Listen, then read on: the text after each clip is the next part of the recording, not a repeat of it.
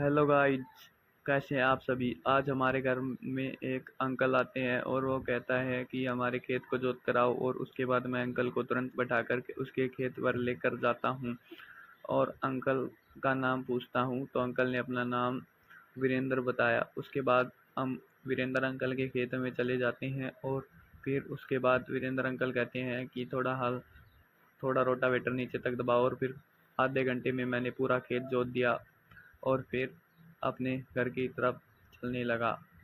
फिर मैंने वीरेंद्र अंकल को उतार दिया और फिर एक नए अंकल आते हैं और कहते हैं कि मेरा खेत लेवलिंग करके आओ, और फिर मैं उस अंकल के साथ बैठकर अपने जॉन डियर ट्रैक्टर में चला जाता हूँ और फिर उसके खेत को लेवलिंग करने लगता हूँ। और अंकल कहते हैं कि मैंने सुना है तुम बहुत अच्छी लेवलिंग करते हो।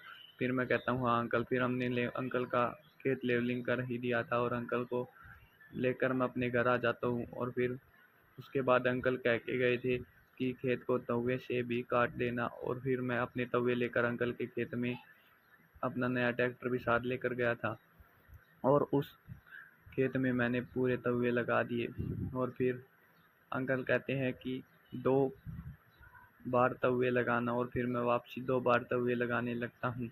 और फिर तवे लगाते लगाते पता ही नहीं चला कब पूरा खेत हो गया। फिर मैं अपनी फॉरवर्ड गाड़ी को निकाल कर अंकल के घर जाता हूँ।